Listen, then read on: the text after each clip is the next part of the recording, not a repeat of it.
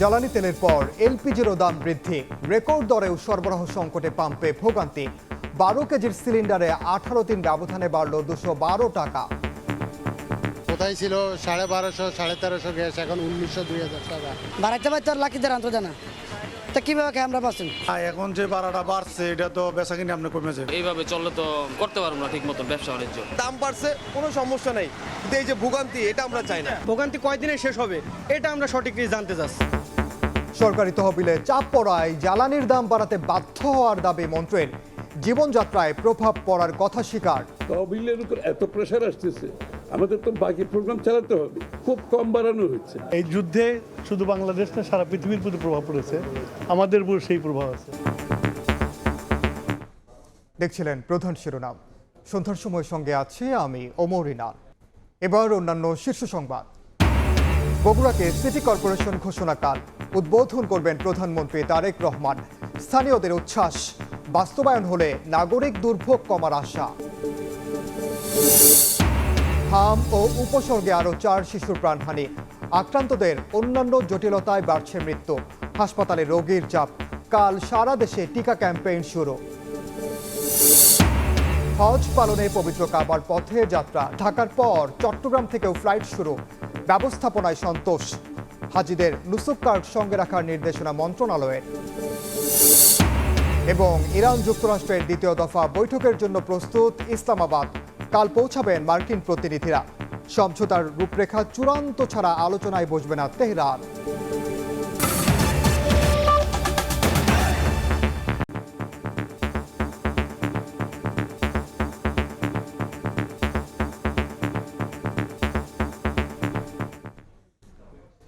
জ্বালানি তেলের পর 18 দিনের ব্যবধানে আবারও বাড়ল এলপি গ্যাসের দাম।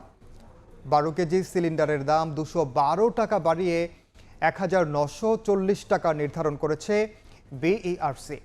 এ নিয়ে চলতি মাসে 2 দফায় 12 কেজি এলপিজির দাম বাড়ল 599 টাকা। জীবনযাত্রার ব্যয় বাড়ার চাপে ক্ষুব্ধ সাধারণ মানুষ।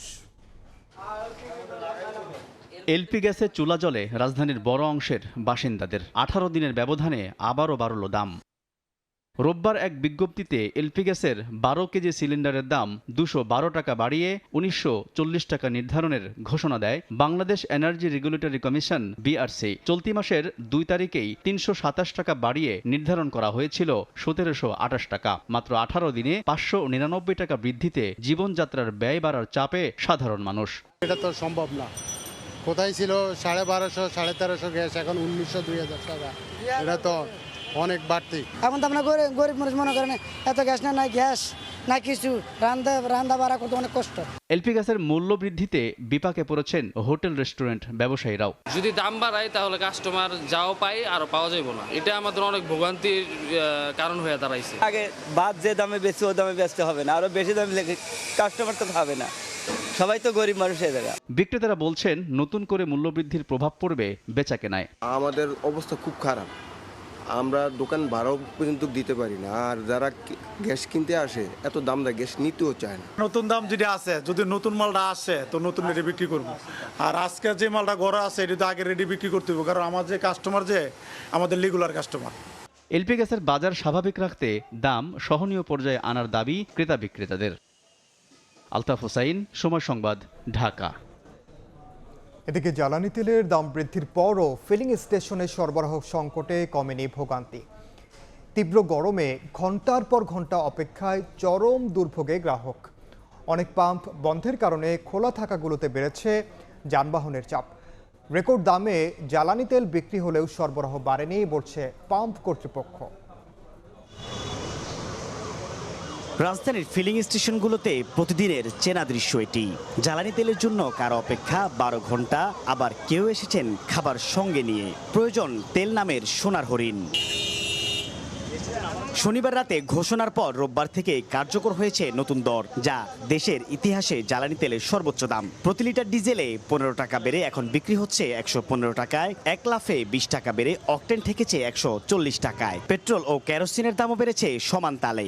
চালকদের দাবি, দাম বাড়ানোর পরও সরবরাহ পরিস্থিতির তেমন উন্নতি হয়নি। তেল যেহেতু পাইতে আসি, এটা নিয়ে আর কোনো দুঃখ নাই, কিন্তু ভাই এই রোদের ভিতরে যে সিরিয়ালে দাঁড়াইতেছি না, এটাই নিজের কাছে মানে অসহায় লাগতেছে। 2 লাখ টাকার বাইক আছে কিন্তু তেল নাই। এই যে গরমে ঘামতাছি, সারা রাত উজাগর থাকলাম, আর মরণ ছাড়া উপায় নাই। দাম বাড়ছে, কোনো সমস্যা নেই, কিন্তু এই যে ভোগান্তি এটা আমরা চাই না। সারা রাত জাগি একটা মানুষের আপনার এই যে কষ্ট করতেছি কি কারণে? দীর্ঘ সময় লাইনে দাঁড়িয়ে অনেকে নিজের প্রয়োজনীয় কাজ সারতে পারেননি, আবার কেউ বলছেন ফুয়েল পাস স্ক্যান করতে সময় বেশি লাগায় দীর্ঘ হচ্ছে লাইন। ভোগান্তি কয়দিনে শেষ হবে এটা আমরা সঠিকই জানতে চাচ্ছি। দাম যেহেতু বাড়াইছে, আমরা চাই যে আমরা আগের মতন তেলটা পাই, মানে লাগবে 150 টাকা করো। এদিকে পাম্প কর্তৃপক্ষের দাবি, জ্বালানি তেলের দাম বৃদ্ধি হয়েছে কিন্তু সরবরাহ বাড়েনি, তাই দীর্ঘ লাইন কমছে না। দাম বাড়লেও পরিস্থিতি বুঝতে লাগবে 1 সপ্তাহ। আপনাকে ওই রকম ওষুধ বাড়িয়ে দেন, যেটা চাই সেটাই দেন।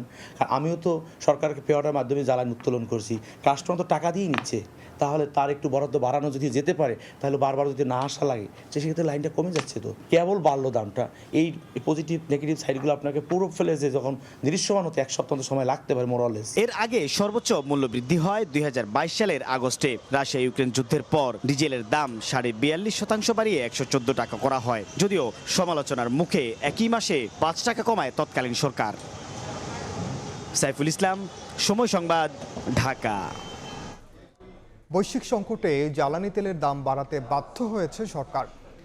মূল্যবৃদ্ধির পরও দিতে হচ্ছে ভর্তুকি। তবে দাম বাড়ায় মানুষের জীবনযাত্রায় প্রভাব পড়বে বলেও স্বীকার করেন জ্বালানি মন্ত্রী। ইরান যুদ্ধের প্রেক্ষাপটে অস্থির জ্বালানির বিশ্ববাজার। এর প্রভাবে দ্বিগুণ দামে তেল গ্যাস কিনছে সরকার, এতে চাপ বাড়ছে রাষ্ট্রীয় তহবিলে। এ অবস্থায় সব ধরনের জ্বালানি তেলের দাম বাড়ল লিটারে 15 থেকে 20 টাকা। রোববার সচিবালয়ে নিজ দপ্তরে জ্বালানি পরিস্থিতি নিয়ে জ্বালানি মন্ত্রী, প্রতিমন্ত্রী ও সংশ্লিষ্টদের নিয়ে বৈঠক করেন প্রধানমন্ত্রী। এ সময় জ্বালানি সরবরাহ স্বাভাবিক রাখতে নির্দেশনা দেন তারেক রহমান। এদিন দাম বাড়ানোর প্রভাব নিয়ে জ্বালানি মন্ত্রী ইকবাল হাসান মাহমুদ জানান, বৈশ্বিক পরিস্থিতি বিবেচনায় দাম বাড়াতে বাধ্য হয়েছে সরকার, এখনো গুনতে হচ্ছে ভর্তুকি। সারা বিশ্ব তাদের তেলের দাম অ্যাডজাস্ট করেছে, এমনকি আমেরিকাও $5 বাড়িয়ে দিচ্ছে। তো সেইখানে আমরা বাংলাদেশে গত এই যে যুদ্ধ লাগার পর থেকে আমরা যে ইম্পোর্ট করে যে আমরা যে স্টক তৈরি করেছি, তার যে দাম পড়েছে সেই দামের থেকে নিচে আমরা এখন প্রাইস অ্যাডজাস্টমেন্ট করছি। এটা করতে বাধ্য হয়েছি আমরা, কেননা এটা বৈদেশিক মুদ্রাতে কিনতে হয় এবং সেটা যাতে কিছু বেরিয়ে আমরা স্বর্ণীয় লেভেলে থাকতে পারি। জ্বালানি মূল্য বৃদ্ধিতে জীবনযাত্রায় প্রভাব পড়ার কথা স্বীকার করে মন্ত্রী বলেন, সরকারের হাতে বিকল্পও নেই। যুদ্ধ মানেই বিরূপ প্রভাব পড়া। এই যুদ্ধে শুধু বাংলাদেশ না, সারা পৃথিবীর প্রতি প্রভাব পড়েছে, আমাদের উপর সেই প্রভাব আছে। তবে অন্য দেশের তুলনায় দাম বেশি বাড়ানো হয়নি বলেও মন্তব্য করেন জ্বালানি মন্ত্রী। প্রসূন আশিস, সময় সংবাদ, ঢাকা। আইএমএফের চাপে নয়, সরকারি তহবিলে চাপ বাড়ায় জ্বালানি তেলের দাম বাড়ানো হয়েছে বলে জানিয়েছেন অর্থমন্ত্রী। সচিবালয় ব্রিফিংয়ে এ কথা জানান তিনি। আইএমএফের সাথে দাম বাড়ানোর কোনো সম্পর্ক নেই। তহবিলের উপর এত প্রেশার আসতেছে, আমাদের তো বাকি প্রোগ্রাম চালাতে হবে। দেশের অর্থনীতি চালাতে গেলে আগামী দিনে বাজেট আসছে, তাই না? সুতরাং এটা মাথায় রেখে আমাদেরকে এই সিদ্ধান্ত নেওয়া হয়েছে, তাও খুব কম বাড়ানো হয়েছে। জ্বালানি সংকট ও তেলের দাম বৃদ্ধি নিয়ে সংসদে ক্ষোভ প্রকাশ করেছেন স্বতন্ত্র সংসদ সদস্য রুমিন ফারহানা। মজুতের সত্য তথ্য উপস্থাপনের আহ্বান জানান তিনি। বিকেলে অধিবেশনের প্রশ্নোত্তর পর্বে পানি সম্পদ মন্ত্রী শহীদুদ্দিন চৌধুরী আনি বলেন, নৌ যোগাযোগ, বাণিজ্য ও কর্মসংস্থান উন্নয়নে তিস্তা মহাপরিকল্পনা বাস্তবায়নে কার্যক্রম অব্যাহত রয়েছে। শমশেরনগর বিমানবন্দর ভারতের কাছাকাছি হওয়ার উড্ডয়নের ক্ষেত্রে আকাশসীমা লঙ্ঘনের আশঙ্কা থাকায় বিমানবন্দরটি চালু করা সম্ভব হবে না বলে মনে করছে সরকার। কৃষিমন্ত্রী বলেন, উত্তরাঞ্চলকে কৃষিপণ্য রপ্তানি অঞ্চলে রূপান্তরে কাজ করছে সরকার। উল্লেখ করেছেন যে তিস্তা নদী তেলের দাম শেষমেশ বৃদ্ধি হইল। মাননীয় স্পিকার, আশ্চর্য হয়ে লক্ষ্য করলাম মাননীয় স্পিকার, মন্ত্রীরা যখন সংসদে বক্তব্য দেন তখন তারা অবলীলায় বলেন বাংলাদেশে জ্বালানির কোনো ঘাটতি নাই। তিস্তা মহাপরিকল্পনা বাস্তবায়নের জন্য বাংলাদেশ পানি উন্নয়ন বোর্ড ইতিমধ্যে একটি সমীক্ষা প্রতিবেদন প্রণয়ন করেছে মাননীয় স্পিকার। প্রস্তাবিত সমীক্ষা অনুযায়ী প্রকল্পটি যদি বাস্তবায়িত হয় তাহলে তিস্তা পাড়ের মানুষের জীবন জীবিকার উন্নয়নের পাশাপাশি বন্যা নিয়ন্ত্রণ ব্যবস্থা শক্তিশালী হবে এবং নদীভাঙ্গন উল্লেখযোগ্যভাবে হ্রাস পাবে মাননীয় স্পিকার। দেশের 13তম সিটি কর্পোরেশন হিসেবে ঘোষণা করা হচ্ছে বগুড়াকে। কাল প্রায় 150 বছরের পুরানো এই শহরকে সিটি কর্পোরেশন হিসেবে ঘোষণা করবেন প্রধানমন্ত্রী তারেক রহমান। তার সফর ঘিরে বগুড়ায় উৎসবের আমেজ। আর প্রায় 2 দশক পর পৈতৃক ভিটায় যাচ্ছেন প্রধানমন্ত্রী। রাষ্ট্রীয় দায়িত্ব নেওয়ার পর সোমবার প্রথমবারের মতো নিজ জেলা বগুড়া সফর করছেন প্রধানমন্ত্রী তারেক রহমান। প্রায় 2 দশক পর পৈতৃক ভিটায় পা রাখতে যাচ্ছেন প্রধানমন্ত্রী। তার আগমন ঘিরে পুরো জেলায় এখন উৎসবের আমেজ। বগুড়া শহর নতুন সাজে সেজেছে প্রধানমন্ত্রী তারেক রহমানকে বরণ করে নিতে। জেলা জজ আদালত, পৌরসভা ভবন, বাইতুর রহমান সেন্ট্রাল মসজিদ ও প্রেস ক্লাবে লেগেছে নতুন রং। ঐতিহাসিক আলতাপুন্নেসা খেলার মাঠে লাখো মানুষের সমাবেশের জন্য সম্পন্ন হয়েছে বিশাল মঞ্চ নির্মাণের কাজ। শহীদ রাষ্ট্রপতি জিয়াউর রহমানের জন্মভিটা গাবতলীর বাগবাড়িতে নেওয়া হয়েছে ব্যাপক প্রস্তুতি। সোমবার বগুড়া জেলা জজ আদালতের নবনির্মিত ভবন উদ্বোধন এবং বগুড়াকে সিটি কর্পোরেশন ঘোষণা করবেন প্রধানমন্ত্রী। এরপর নিজের পৈতৃক ভিটা গাবতলীর বাগবাড়িতে যাবেন। সেখানে ফ্যামিলি কার্ড বিতরণ কার্যক্রম উদ্বোধন ও সুধী সমাবেশে বক্তব্য রাখবেন। পাশাপাশি চৌকিরদহ খাল খনন কাজেরও উদ্বোধন করবেন। বিকেলে শহরে ফিরে ঐতিহাসিক আলতাপুন্নেসা খেলার মাঠে জেলা বিএনপির আয়োজিত জনসভায় বক্তব্য দেবেন প্রধানমন্ত্রী।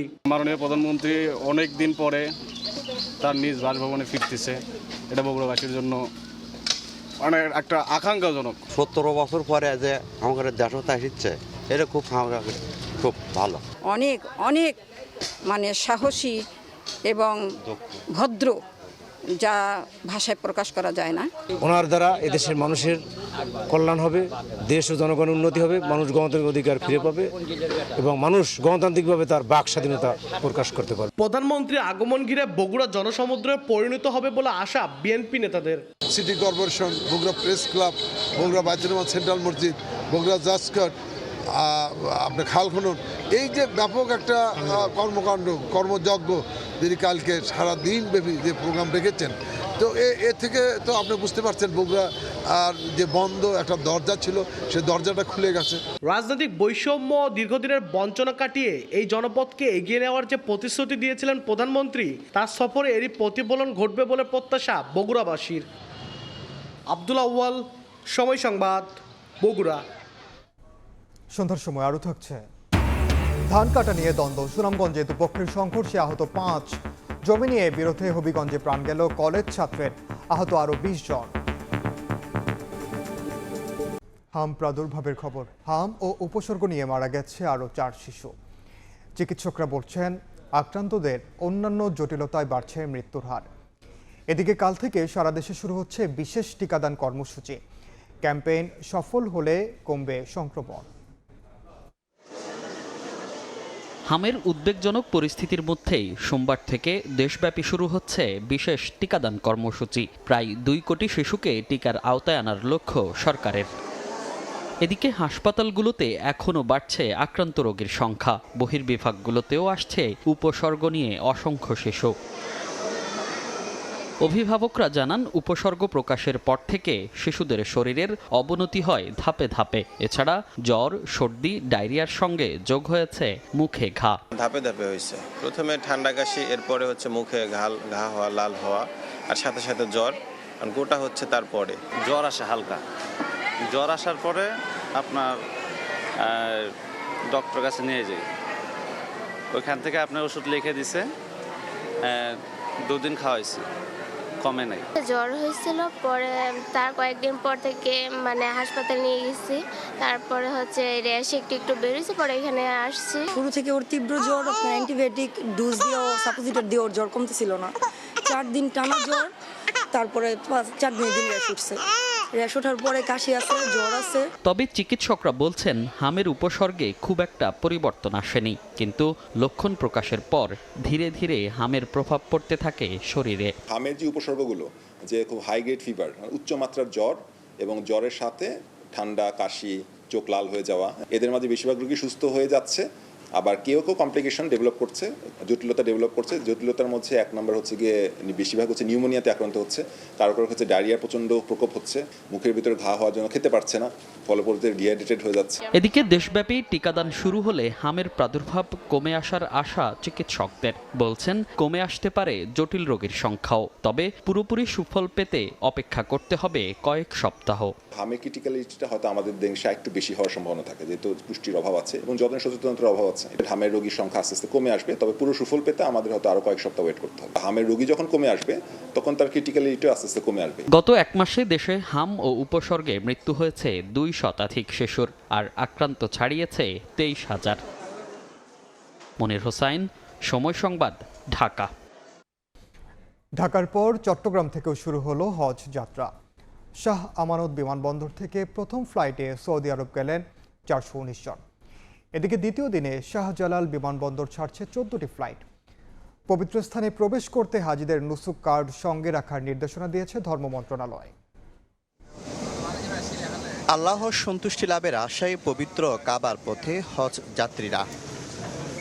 ঢাকার পর এবার চট্টগ্রাম থেকে শুরু হলো হজ যাত্রা। রোববার সন্ধ্যা 6:20 সৌদি আরবের উদ্দেশ্যে 419 হজ যাত্রী নিয়ে উড়ে যায় প্রথম ফ্লাইট। ইরানের মুসলমানদেরকে, ফিলিস্তিনের মুসলমানদেরকে সর্বপ্রথম মদিনাতে গিয়ে তাদের জন্যই দোয়া করব। বাংলাদেশের মানুষের জন্য অবশ্যই শান্তি, ভালোবাসা এবং আল্লাহর কাছে রহমত চাইব। প্রথম হজ ফ্লাইটে যাত্রীদের সঙ্গে শুভেচ্ছা বিনিময় করেন ভূমি প্রতিমন্ত্রী মীর মোহাম্মদ হেলাল উদ্দিন। অবশ্যই আপনারা নিজেদের পরিবার, নিজেদের জন্য দোয়া করবেন, একই সাথে বিশ্ববাসীর জন্য দোয়া করবেন।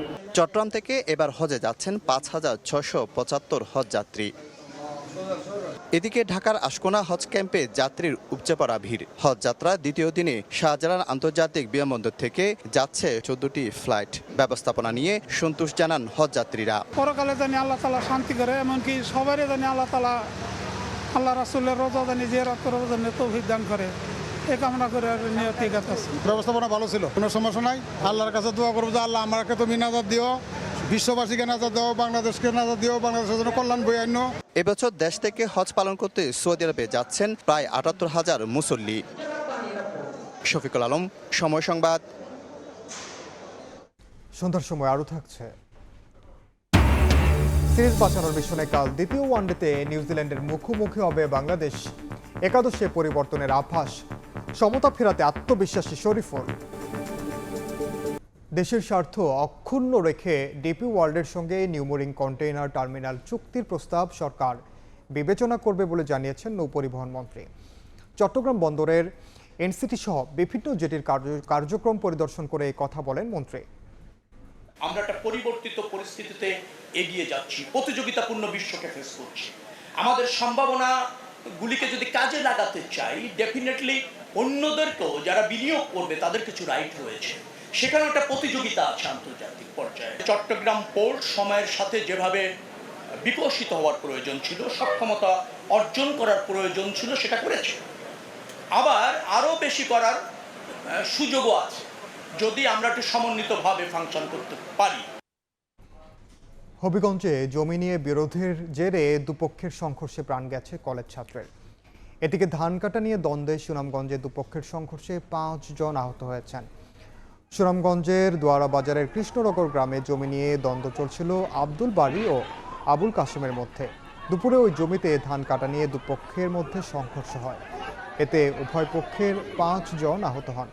এদিকে হবিগঞ্জের নবীগঞ্জে সরকারি জমি দীর্ঘদিন ধরে খলিলুর রহমান দখল করেছিল।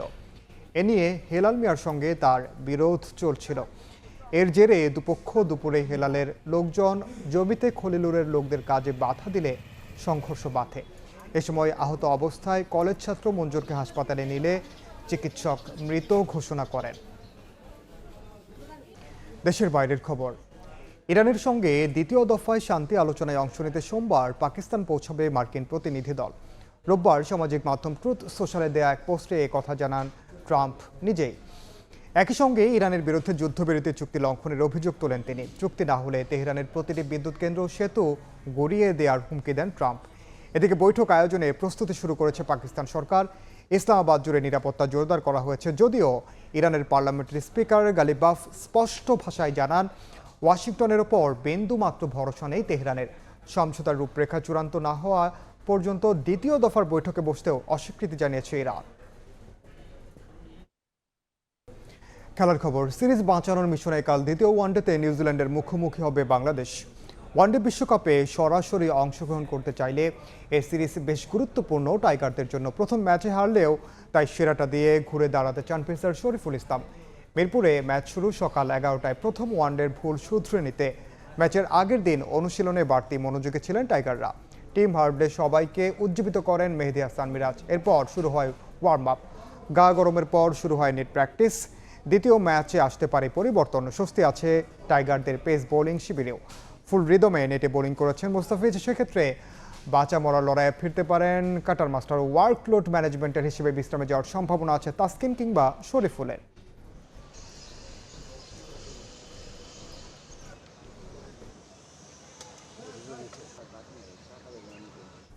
এ পর্যায়ে শীর্ষ সংবাদগুলো জানিয়ে দিচ্ছে আরেকবার।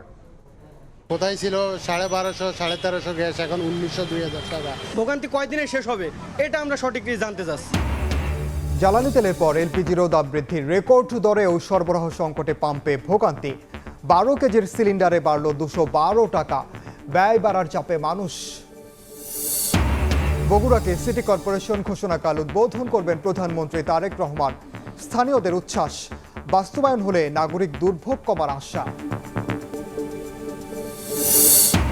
এবং হাম ও উপসর্গে আরো 4 শিশুর প্রাণহানি। আক্রান্তদের অন্যান্য জটিলতায় বাড়ছে মৃত্যু। হাসপাতালে রোগীর চাপ। কাল সারা দেশে টিকা ক্যাম্পেইন শুরু।